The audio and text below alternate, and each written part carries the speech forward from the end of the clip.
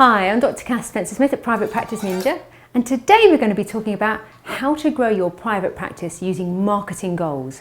Do you ever set goals in your private practice? If so, what are they all about? And do you ever find yourself in the situation where you've got this giant list of to-dos and somewhere amongst the midst of it is the little word marketing, and things don't actually get achieved and you just feel completely overwhelmed? I get it. In order to grow your practice, you need to market your practice. And you might be thinking, gosh, Kath, isn't there a quick way to do this? Surely I don't have enough time, life's too stressful, got to come home and sort the kids out. I'm saying, you betcha there is. And the biggest mistake that people make is they set just general business goals and they don't set a specific set of marketing goals. That's where you're going to make a killing.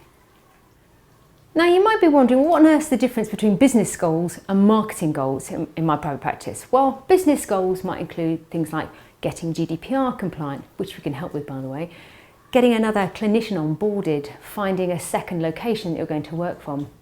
Marketing your private practice, however, is very different to that, and it's about setting clear, targeted marketing goals. For instance, it could mean doubling the number of new patients you have in clinic each week. It could mean setting up a marathon training package and getting 20 buy-ins for that. It could mean attracting 50 new patients who have acne through online marketing. It could mean doubling your number of self-funding overseas patients who are looking for ankle replacements. It could be that you want to increase brand awareness around your new clinic location. So let's break that down a bit. Let's use the example of setting up a marathon training package and getting 20 sign-ups for it. If you think about it, these are probably going to be people who aren't actually injured, but may remember what it feels like to be injured and understand the frustration of what it's like to be injured. And they want to complete a marathon uninjured this time, actually get to the start line and run a bit faster. That's a win-win for them and you.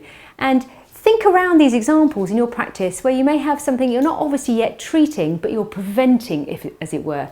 Because people these days want to invest in their health, particularly if it enables a specific outcome. So how do you market to or find those 20 marathon runners? Well, you could look back in your practice management system to marathon season last year and look through those names and see if you remember any of those people who had a stress fracture, who had a dicky Achilles, and who were feeling frustrated but they were never actually going to get to the start line. They would be perfect and you can reach out to them. You can set up a landing page on your website, which is basically a specific web page that has one purpose, and it talks about your marathon package, how it actually works, the problems it's going to solve for your runners, and how they buy into it. You could then write an email which you personalise to those runners and send it out to them, pointing them to that landing page saying, look at this amazing package I've got here. Look at you. You want to run the London Marathon or Brighton or one of the others in spring, don't you? Why don't you come and get yourself sorted? P.S. You run a bit faster if you do. You could record a blog or vlog about the problems that people have when they're marathon training, the sort of things to look out for if they're becoming injured, and point them to your landing page. So people who are in the early stages of an injury or have got a niggle will sign up early on in that marathon training process and come and work with you. You could record a vlog or write a blog about the challenges of marathon running and how to be a better runner. Then what you can do is point social media to that landing page with the call to action to sign up for that package. And 2 weeks later, what you can then do is cut and paste the entire part of that landing page into some of the social media platforms like LinkedIn. You need to leave the 2 weeks so that Google has said it's on your website first. And then finally, you can take snippets or quotes from that vlog or blog and put it out on social media. And rather than ramming it down people's throats saying, buy my marvellous package, point them to some other pages on your website and take them through a little journey so they get to know and trust you, and then they may be more likely to buy your marathon package. Once you've set a clear goal and you've broken it down into these tasks, it makes it so much easier to complete. And you can use this structure for pretty much anything you're thinking of talking about in a sort of package form. So you might be thinking, well, Kath, that all sounds really nice, but is it actually going to be worth it, monetarily speaking? Let's imagine you charge £450 for your marathon package, and that includes an hour assessment that has a bit of gait analysis in it. You've got a sort of half-hour follow-up, you set them a little training regime, and you have a weekly 5-minute email catch-up, as it were, as to how people are doing. If you think about the time that you would spend to sort of set up the marketing around that, that might come to a whole day, like a Saturday, or maybe sort of 6 or 7 hours tops.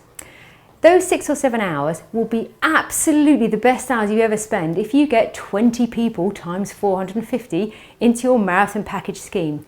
They will be patients you wouldn't otherwise see, and of course it works. And the best bit about it is you can probably roll out that same strategy year in, year out. You might be thinking that's all very well, but I don't treat marathon runners. Well, actually, this process applies to whatever sphere of private practice you're in, whether you're a dermatologist, an oncologist, a cardiologist, an anaesthetist, etc. The trick is to just be really clear and specific about who you're marketing to.